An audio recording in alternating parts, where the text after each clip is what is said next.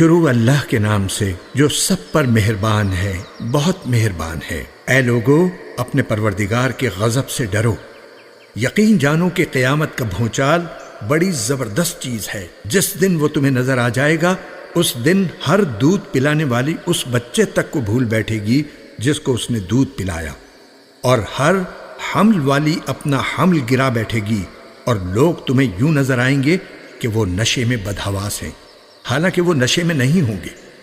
بلکہ اللہ کا عذاب بڑا سخت ہوگا۔ اور لوگوں میں کچھ ایسے ہیں جو اللہ کے بارے میں بے جانے بوجھے جھگڑے کرتے ہیں اور اس سرکش شیطان کے پیچھے چل کھڑے ہوتے ہیں جس کے مقدر میں یہ لکھ دیا گیا ہے کہ جو کوئی اسے دوست بنائے گا تو وہ اس کو گمراہ کرے گا اور اسے بھڑکتی دوزخ کے عذاب کی طرف لے جائے گا۔ اے لوگو،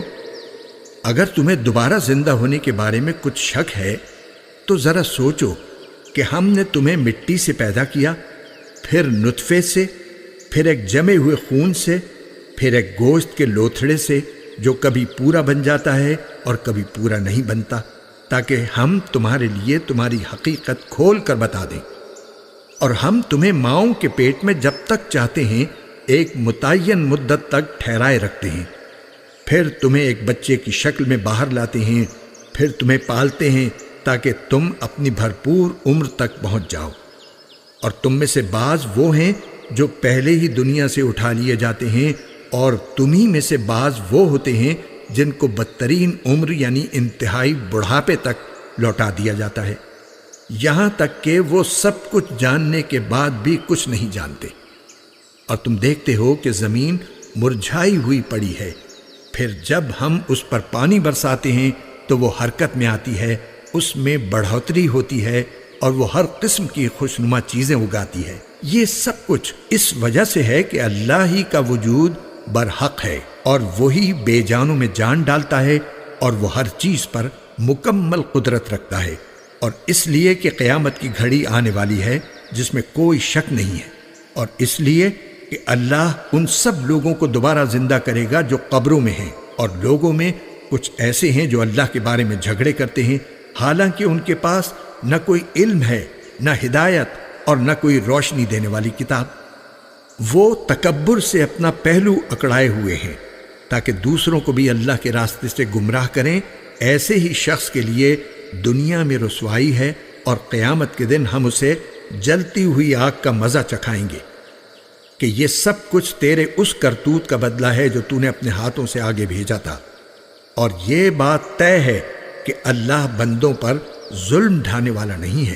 اور لوگوں میں وہ شخص بھی ہے جو ایک کنارے پر رہ کر اللہ کی عبادت کرتا ہے، چنانچہ اگر اسے دنیا میں کوئی فائدہ پہنچ گیا تو وہ اس سے مطمئن ہو جاتا ہے، اور اگر اسے کوئی آزمائش پیش آ گئی تو وہ منہ موڑ کر پھر کفر کی طرف چل دیتا ہے۔ ایسے شخص نے دنیا بھی کھوئی اور آخرت بھی،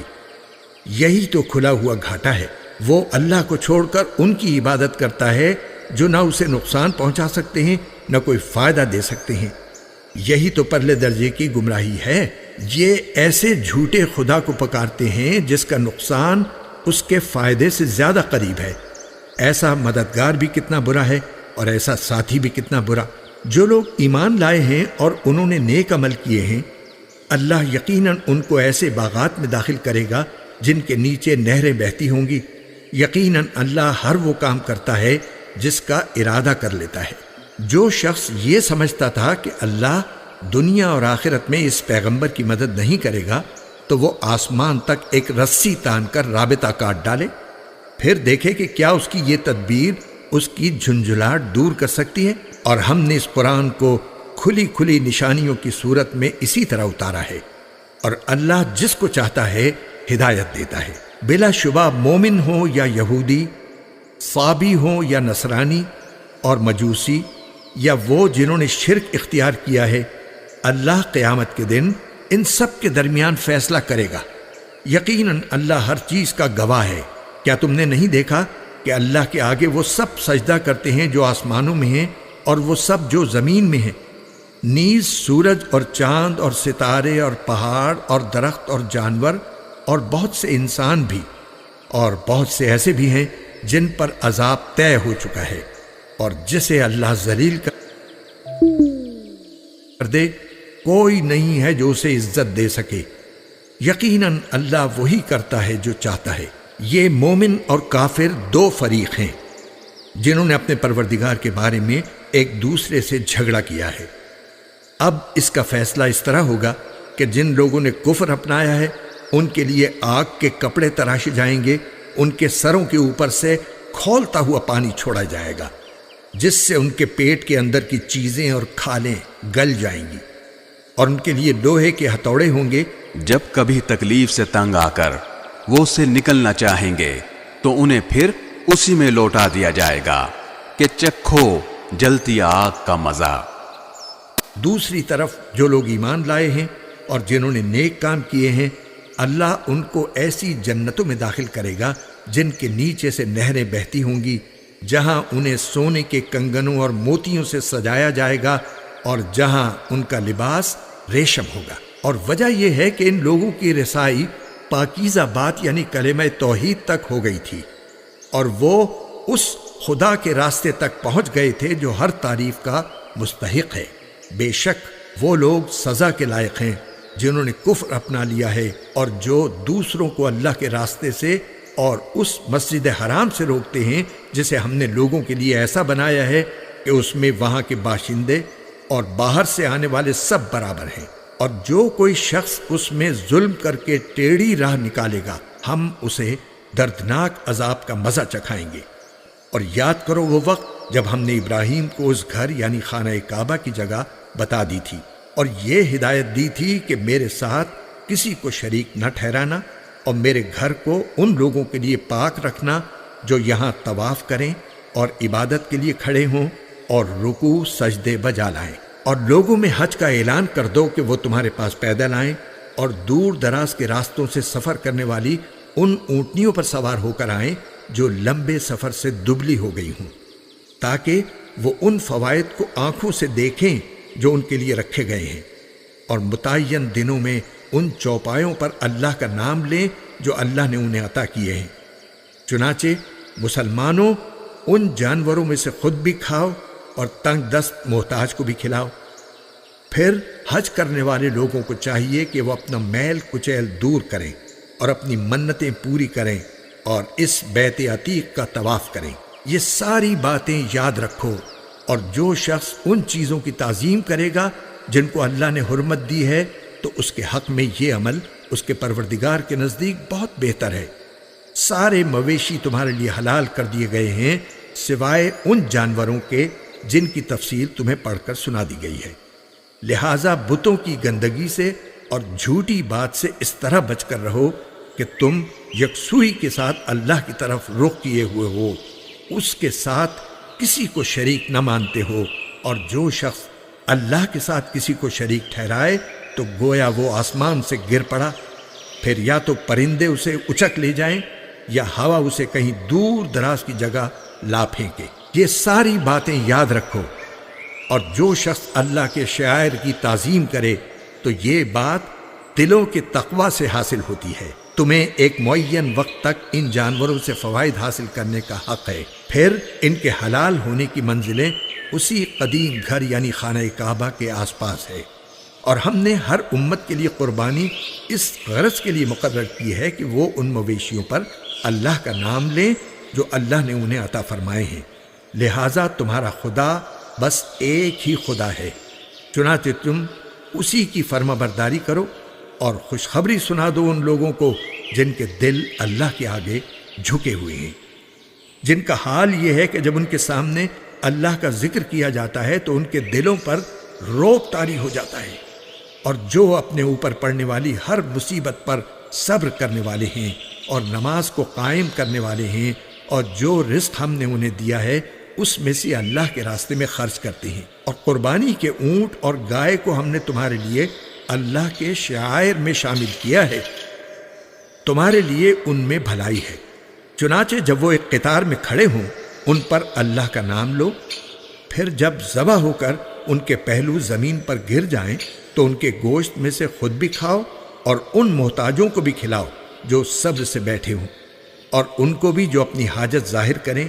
اور ان جانوروں کو ہم نے اسی طرح تمہارے تابع بنا دیا ہے تاکہ تم شکر گزار بنو۔ اللہ کو نہ ان کا گوشت پہنچتا ہے نہ ان کا خون، لیکن اس کے پاس تمہارا تقویٰ پہنچتا ہے۔ ہم نے یہ جانور اسی طرح تمہارے تابع بنا دیے ہیں تاکہ تم اس بات پر اللہ کی تکبیر کرو کہ اس نے تمہیں ہدایت عطا فرمائی، اور جو لوگ خوش اسلوبی سے نیک عمل کرتے ہیں انہیں خوشخبری سنا دو۔ بے شک اللہ ان لوگوں کا دفاع کرے گا جو ایمان لے آئے ہیں۔ یقین جانو کہ اللہ کسی دغاباز ناشکرے کو پسند نہیں کرتا۔ جن لوگوں سے جنگ کی جا رہی ہے انہیں اجازت دی جاتی ہے کہ وہ اپنے دفاع میں لڑیں، کیونکہ ان پر ظلم کیا گیا ہے، اور یقین رکھو کہ اللہ ان کو فتح دلانے پر پوری طرح قادر ہے۔ یہ وہ لوگ ہیں جنہیں صرف اتنی بات پر اپنے گھروں سے ناحق نکالا گیا ہے کہ انہوں نے یہ کہا تھا کہ ہمارا پروردگار اللہ ہے، اور اگر اللہ لوگوں کے ایک گروہ کے شر کو دوسرے کے ذریعے دفع نہ کرتا رہتا تو خانقاہیں اور کلیسا اور عبادت گاہیں اور مسجدیں جن میں اللہ کا کثرت سے ذکر کیا جاتا ہے سب مسمار کر دی جاتی، اور اللہ ضرور ان لوگوں کی مدد کرے گا جو اس کے دین کی مدد کریں گے۔ بلا شبہ اللہ بڑی قوت والا، بڑے اقتدار والا ہے۔ یہ ایسے لوگ ہیں کہ اگر ہم انہیں زمین میں اقتدار بخشیں تو وہ نماز قائم کریں اور زکوٰۃ ادا کریں اور لوگوں کو نیکی کی تاکید کریں اور برائی سے روکیں، اور تمام کاموں کا انجام اللہ ہی کے قبضے میں ہے۔ اور اے پیغمبر، اگر یہ لوگ تمہیں جھٹلاتے ہیں تو ان سے پہلے نوح کی قوم اور عاد و سمود کی قومیں بھی اپنے اپنے پیغمبروں کو جھٹلا چکی ہیں، نیز ابراہیم کی قوم اور لوط کی قوم اور مدین کے لوگ بھی، اور موسیٰ کو بھی جھٹلایا گیا تھا، چنانچہ ان کافروں کو میں نے کچھ ڈھیل دی، پھر انہیں پکڑ میں لے لیا۔ اب دیکھ لو کہ میری پکڑ کیسی تھی۔ غرض کتنی بستیاں تھیں جن کو ہم نے اس وقت ہلاک کیا جب وہ ظلم کر رہی تھی، چنانچہ وہ اپنی چھتوں کے بل گری پڑی ہیں، اور کتنے ہی کنویں جو اب بیکار ہوئے پڑے ہیں، اور کتنے پکے بنے ہوئے محل جو کھنڈر بن چکے ہیں۔ تو کیا یہ لوگ زمین میں چلے پھرے نہیں ہیں جس سے انہیں وہ دل حاصل ہوتے جو انہیں سمجھ دے سکتے، یا ایسے کان حاصل ہوتے جن سے وہ سن سکتے؟ حقیقت یہ ہے کہ آنکھیں اندھی نہیں ہوتی بلکہ وہ دل اندھے ہو جاتے ہیں جو سینوں کے اندر ہیں۔ اور یہ لوگ تم سے عذاب جلدی لانے کا مطالبہ کرتے ہیں،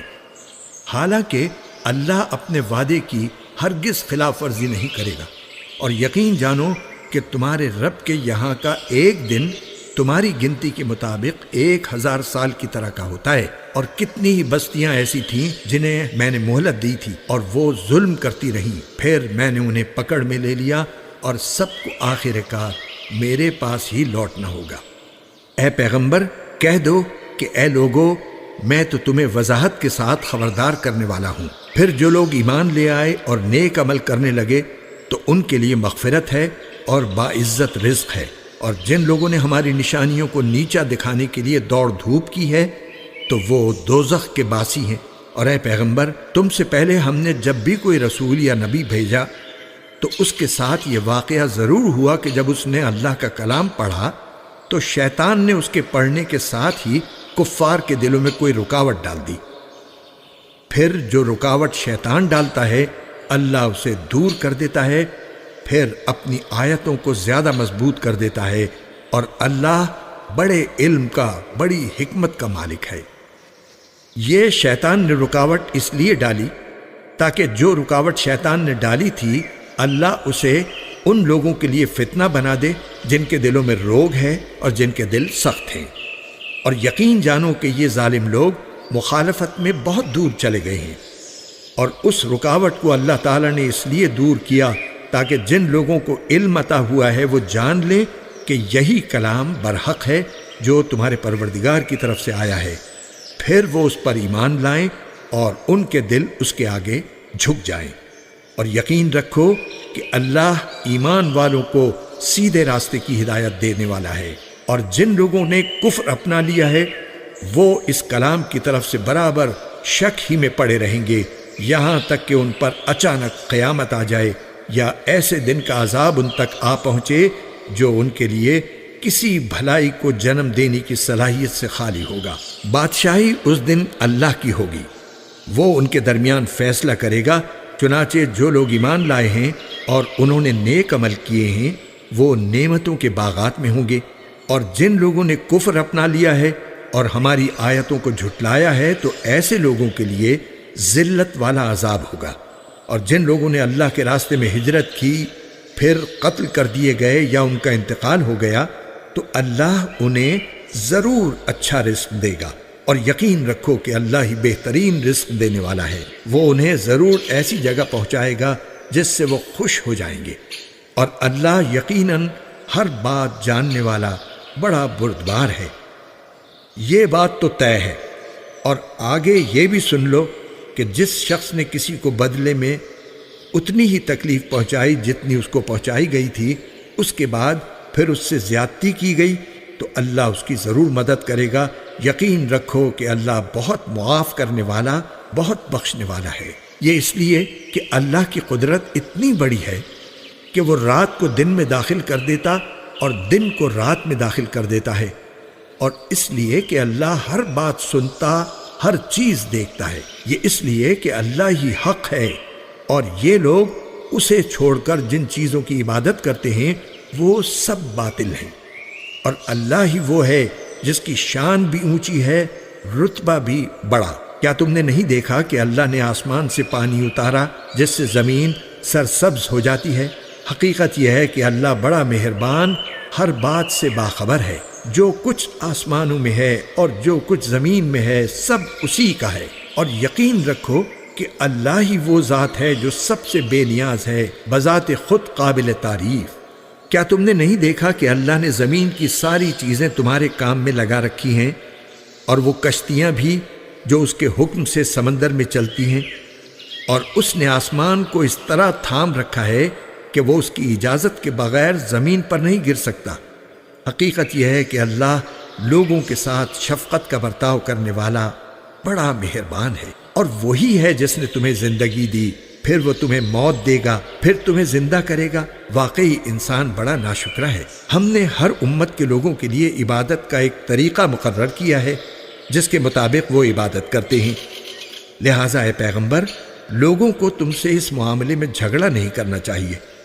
اور تم اپنے پروردگار کی طرف دعوت دیتے رہو، تم یقیناً سیدھے راستے پر ہو۔ اور اگر وہ تم سے جھگڑیں تو کہہ دو کہ جو کچھ تم کر رہے ہو اللہ اسے خوب جانتا ہے۔ اللہ قیامت کے دن تمہارے درمیان ان باتوں کا فیصلہ کرے گا جن میں تم اختلاف کیا کرتے تھے۔ کیا تم نہیں جانتے کہ آسمان اور زمین کی تمام چیزیں اللہ کے علم میں ہیں؟ یہ سب باتیں ایک کتاب میں محفوظ ہیں۔